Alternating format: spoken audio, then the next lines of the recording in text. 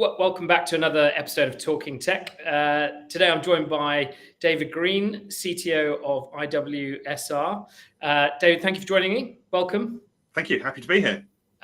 Maybe you could start by giving a little introduction to you and your background and to your technical journey so far. Yeah, sure. So I'm CTO at a company called IWSR. So we are a beverage alcohol market data research company. So we've got a team of researchers who travel the world and work out how much booze is being sold at a brand line by brand line level in like 160 markets. So I've worked in tech for, over 25 years now. In fact, I think you guys at Client Server placed me at Betfair. It must be coming up to nearly 20 years ago now, which seems a lifetime ago. It is. I think it's coming up for 2 decades, which does seem wow. It's terrifying, isn't it? See, I think looking back, that was my first kind of proper team lead role. Prior to that, I'd been a Java developer. Then after that, I kind of moved in and out of management, back to developer roles. And then 5 years ago, I took on my first CTO role at a company called Paradigm, who are a kind of sports betting company. And then 3.5 years ago, I joined IWSR as part of a private equity change. So they've been bought by new private equity owners, and there's quite a change of management. But I was brought in to kind of lead the digital transformation. So in that time, I've rebuilt the engineering team. We've replatformed our internal ingestion tools. We've created a new data and content publishing platform. So we've really kind of transformed the business, culminating in the sale of the business earlier in the year. And I suppose perfect point for us to discuss what we were going to talk about. I know we had a call a couple of weeks ago about, human intervention. Are we still needed? How we're getting spreadsheets to Copilot and AI tools. And that's kind of a journey you're just starting, right? Yeah, absolutely. So, I mean, a big part of this digital transformation was kind of taking the data that we get from our partners and looking at how we can ingest that more efficiently. So there was I'd not joined the company very long, and we asked one of our researchers to screen record what they were doing, just so I can understand how our software is used. And I was watching this guy on a screen recording, and he was literally copying numbers from one spreadsheet into our tool, which looks an awful lot like a spreadsheet, to be honest, because not only does Excel run the world, also everybody wants their app to look like Excel for some reason. And I'm just watching this guy, this expert in his markets, and he's just copying numbers back and forth. It's like, this is taking forever. This is crazy. Why are we getting you to do this instead of going out, talking to people, interviewing people in the market, understanding what's going on? So for me at IWSR, this was a real example of how we could automate more of what we were doing. And it's, as you say, it's striking that balance, right? There's a lot we can do. The data's coming in spreadsheets in machine readable forms. We can get computers to read spreadsheets now. I mean, it's hard. That turns out Excel's really quite complicated. But actually, we can set some guardrails around this, and we can actually help automate this. But the critical thing we didn't want to lose sight of was that what makes IWSR's data valuable is our market researchers' expert views of their markets. Yeah, they have all this human intelligence, all this background, this history, this awareness of what's going on. You can't replicate that with AI. So it's trying to strike this real balance of, let's try and automate the drudgery. Let's take away the really, boring copying numbers back and forwards. That's crazy. Yeah. But actually going out, talking to people, understanding what's going on, really getting a feel for a market. That's the kind of thing that only a human can do. So it's really trying to shift that balance of let's get the machines to do what they can do, but actually let's make sure we focus on getting the real, the truth, the source of accuracy from our human experts. And out of interest with that, how are they really open to doing that and automating a lot of that? Or do they feel like, well, hang on a minute, are you taking away some of my responsibility, or is this going to take over my job? How do they feel about that? I mean, any AI automation story is always met with resistance, right? There's always, anytime you say, I'm going to come and help AI do part of your job, everybody's first reaction is, whoa, hands off my job. Yeah. No matter how many times you said, this isn't about reducing staff, this isn't about trying to replace you, this is about trying to help you and empower you. Yeah. It didn't matter how many times we said that, there was still an undercurrent of resistance of, are you sure? Do I need to give this away if I keep doing my job? But so it's just about building that trust, right? And we were genuine, and this wasn't ever about replacing people. We wanted to free up our human experts to do what they do best. Yeah. But we had to demonstrate that. They had to come on the journey with us. We had to work with them closely to show them, look, we're just doing this one little bit. We're just going to speed up this one part of the process. After that, you still need to sign off. You still need to review it all. We're still completely reliant on your expertise. And I think over time, people started to realize that actually that this was a better process, that they could lean on this, and this was freeing up their time, and this wasn't a threat to them. So I think you've got to demonstrate that. You've got to commit to, this is what we mean we're doing, and we're not actually trying to get rid of people. But then you've also got to demonstrate it. Yeah, and it's probably it's that continual education process as well, isn't it? Kind of them saying, actually, this gives me a bit more time back, means I can become more of a subject matter expert in whatever it is. kind of. Yeah, exactly. You know, I mean, our market analysts, you know, they travel the world and they talk to people involved in beverage alcohol. I mean, you don't start doing a job like that because you dreamed as a little child of copying numbers from one spreadsheet to another. I mean, you know, traveling the world, talking to people, drinking wine, that sounds like the job. Yes. Sitting in a hotel room, copying numbers back and forth on a laptop. No, that the AI can have that. I'll go out and talk to people and meet people and chat to them. That's fine. The AI can do the copying numbers back and forth. So I think this was it. Once people realized we were serious about taking away the boring, less valuable bits of their work and freeing them up to do the really useful stuff, then people are on board with it. Do you think there's a danger of people that either overestimate or underestimate what AI can actually do with business data? Yeah, I mean, I think it's very. I mean, at the very start of this, we had a obviously because we were just kind of ChatGPT was not long out as we started this project, and everybody's first question was, "Oh, can we just give these spreadsheets to ChatGPT and it'll just magically interpret this data?" So we engaged a consultancy. You know, here's some of our sample spreadsheets. Here's some of the mess we get sent because you know. Despite the fact that it's 2025, Excel is basically just a data interchange format. You know, people are doing exports from ERP systems, from all sorts of manual accounting systems, and they send them to us. Yep. But then it's all human annotated, so it's all got all the human complexities of people highlight stuff and add comments and add weird notes and add columns just to confuse us. So trying to get all of that through a machine is really hard. So we had loads of goes at it, and in the end, the answer was the AIs are really rubbish at this. I think my absolute favorite example of how a machine's supposed to know. We got one spreadsheet as a sample, which had like 20 tabs or something crazy, all with very similar looking data, all slightly different. But the one you had to use, apparently, it turned out afterwards, was the one labeled for Dave. Not even me. I don't know who Dave was, but some guy had obviously prepared it. And this was, I assume, in part of the publish process that this data partner had. This was their publication process. How is ChatGPT supposed to know out of these 20 identical looking tabs that for Dave is the one? How did we work it out? Well, we had to phone them up and ask them and chat to them about it and talk to them. And it's like, but it's this messy humanness of data. You know, it's not just about here's a spreadsheet. You know, this isn't some nicely structured, well architected API that's really clearly defined. It's just we're asking human beings to send us a spreadsheet, and people use spreadsheets in all sorts of weird and wacky ways. So you have to have the humans to deal with that.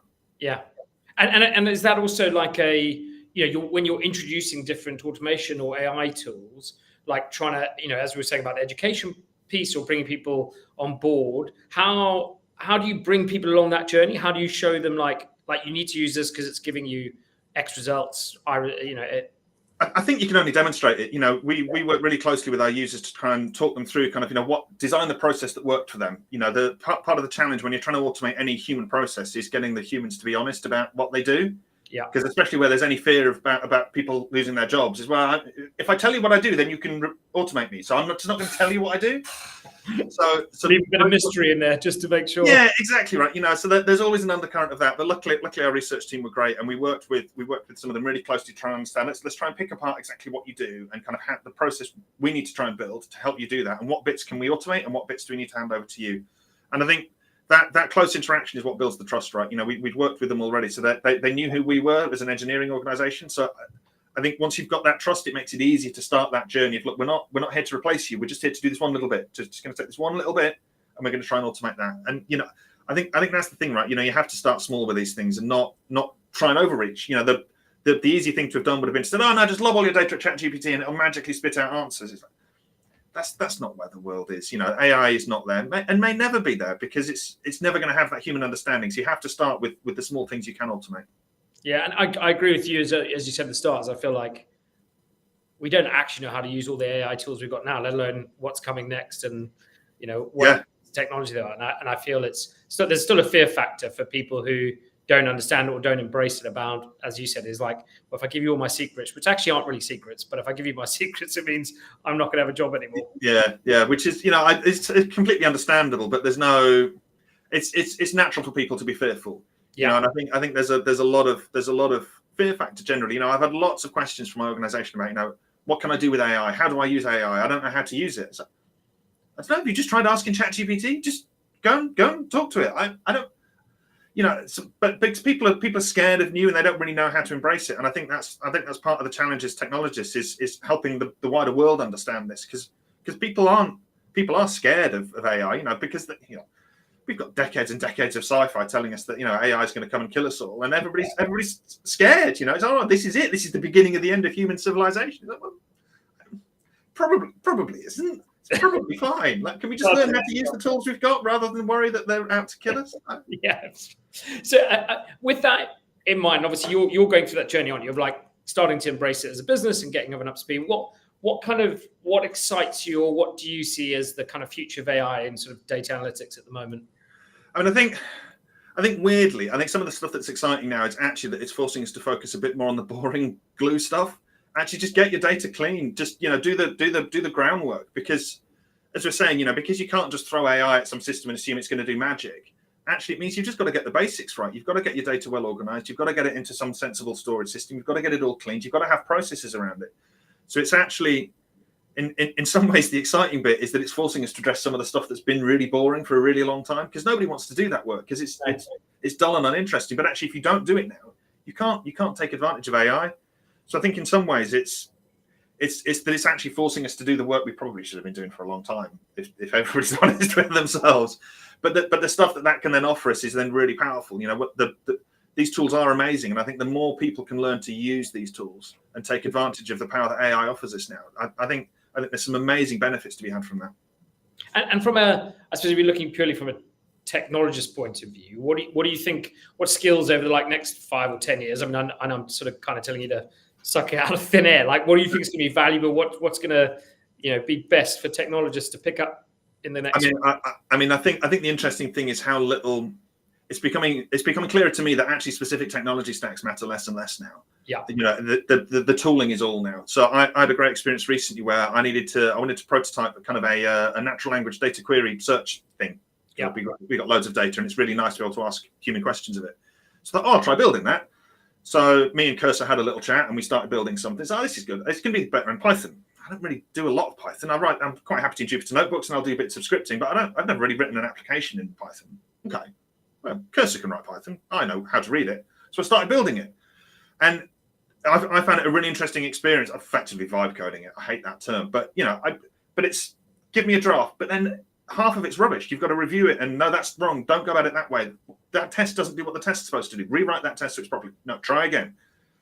And actually, once I'd worked out how to use this, now I've got some 1,000+ line Python app that does what I want. It's like, I never would have embarked on that without AI assistance. I would have stuck to a language I knew, like JavaScript or Java. I think Python was the right language to do it in, but I wouldn't have had the confidence to build it in that. But actually now the tooling means I can go and write code in a completely different language that I can read, but I wouldn't necessarily commit to writing it. So I think for me that's been a fascinating insight into how much you can get done in a language you're only semi-proficient in. So does learning a particular language or a particular library matter now? No, it doesn't. It's interesting you said that, because we've had a few clients recently who, you know, have, whether it's been Java or C#, whatever, picked a lane, recently have gone like, actually, we don't care anymore. It's now all about how they interact with AI tools, how they interact with development teams, the structure of their code. Because a bit like you just said, they're like, well, if it's something that takes 2 seconds, we'll just get AI to do it, knock it up. They can read it. Does it work? On we move, go. You know. Yeah. But you know, the same things that always matter still matter. You know, you need to know what unit testing is. You need to be good at it. You need to know how to understand requirements, how to talk to humans. You need to know how to engineer software properly. You know what design patterns are and how to structure large code bases. These things are all still true, and AIs are hit and miss with a lot of this. And that's where I think this. You know, I like the Copilot naming. I think that's the right way to frame these things at the minute. You know, it's a Copilot. It can do some of the writing for me, but I still have to steer it. I still have to direct it at the right problems and make sure it's solving them in the right way. But I think learning those tools is absolutely invaluable now. I had a story from a friend of mine a while ago. He said he was pairing with somebody that didn't use Copilot, and he said it was like pairing with somebody that can't touch type. I thought, God, that's interesting, isn't it? Yeah, because you know, if I'm sitting there next to somebody coding and they're finger pecking, it's like, just learn to type, man. Like, I know typing isn't the bottleneck, but God, watching you type this is just maddening. I think good job you don't watch recruiters type, because it's only actually one finger, not more.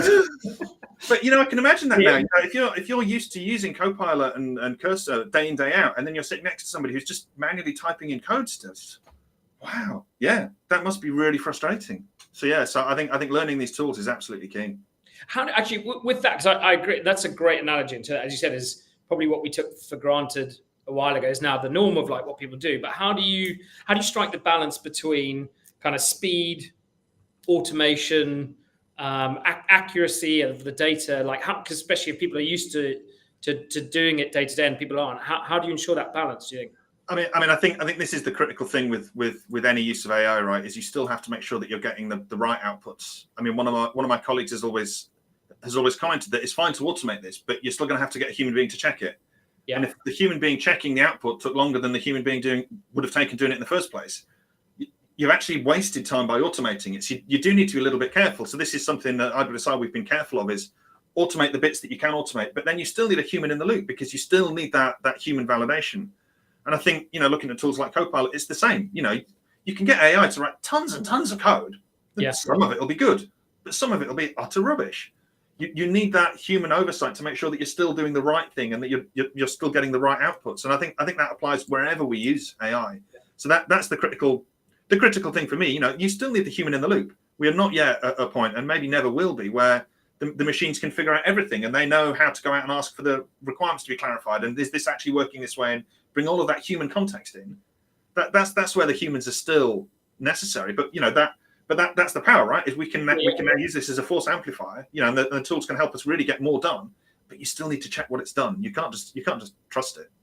And as you said, it's kind of the deciphering of that data as well, isn't it? It's the human insight, right? Okay, well, how do I use this to make different decisions or whatever it might be? Like that's still and also I suppose the reverse is making sure people don't become too reliant on automation, right? Like just get it to do everything. Yeah, but I think this is the danger, right? And I think this is the current, the current feelings around vibe coding. Is people are just using AI to churn out tons and tons of terrible code. But this is the problem, isn't it? You're just letting the machines loose with no oversight. So, well, you don't get to be surprised that the output's rubbish if you've not paid any attention to curate it. It's a force multiplier. If you're crap, then the output's still crap. It doesn't matter, and it looks slightly less crap, but it's still crap. Yeah, the danger is now, and I think one of the things for industry that we generally need to be careful of now is because it is a force multiplier now. There's a real danger that misguided developers can now generate vastly more code than they ever could before, because typing really isn't the bottleneck anymore. You can generate thousands and thousands of lines in an afternoon, but it's like, as a team, how do you deal with that? How do you deal with that balance? And this is where the human oversight and review is critical, because you still have to make sure that what's being built makes sense. Yeah, I suppose you can't just release that into production code because they've just done it and let the world run mad. But so okay. Well, for me, I found it fascinating how this is changing, and actually the speed of how it's changing.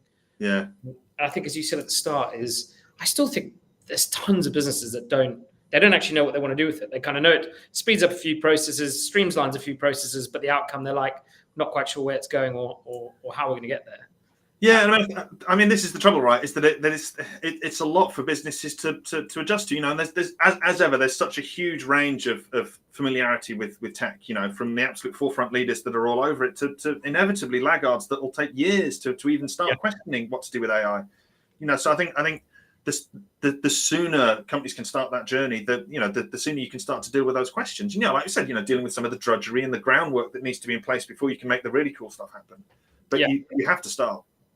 You've got to start somewhere. And well, I suppose it's a good place for us to finish off on. If you were giving like a business a piece of advice or a bit of direction around how do you move from, whether it's spreadsheets or some other manual intervention process, to a more advanced like data automation tool, what would you suggest them? What would be a good bit of advice for them? I mean, start now. If you've not already started, get on with it. But start small. I think it's very easy with these things. I think part of the we're in this kind of trough of despondency of AI. Kind of everybody's run all these prototypes, and actually a lot of them didn't really work, did it?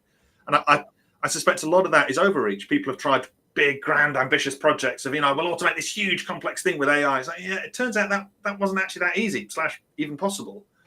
So start small. Find the little things. This is what we've been focusing on. And times, is it even AI or is it just clever automation? Just start somewhere. Start with something that you can automate, build that, and then you can get some acceleration around that, and you can iterate. I think it's really easy because these AI tools look magic, so it's really easy to assume that they are magic when they're not. It's just another type of tool, and throughout history we've learned how to use tools, and this is part of it, right? It's just start small, build up confidence, learn how it works, and then you'll start to find loads more use cases off the back of that. And actually, just the last bit on that for me is, how do you decide which one to pick? Because I also feel like there's so many out there. You're like, I mean, what do I use? How do I use it? I mean, I think this is the challenge, isn't it? I mean, when we started looking at the various options for incorporating AI into IWSR, it's kind of, where do we start? It's like we sat down and had one meeting. I think we came up with 20 prototype ideas within an hour. It's like, but how do you pick? Because like we could do any of them, and it is hard. But the reality was that in the end, we focused on the small internal things. okay. Customer-facing things are harder because you need to get them right. They need to be bulletproof before you show them to paying customers.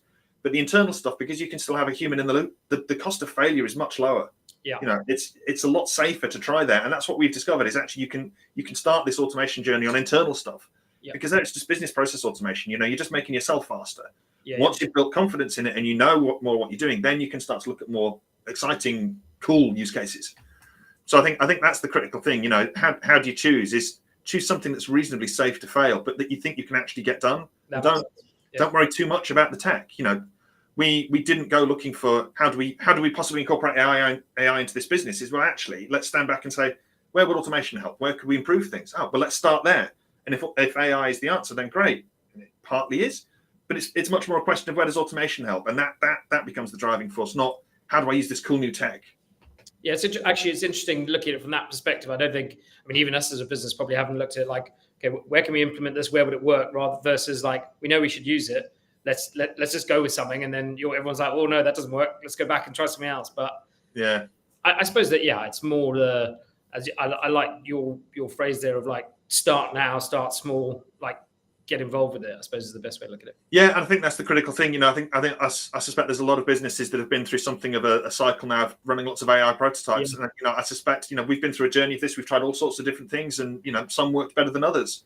And I think you only learn by trying that. You only learn by figuring out what works and what doesn't work, and then trying to find those small use cases where actually now we know more how this tech works. Right, here's something we can actually go and tackle. But you've got to try, and you've got to go through that learning process.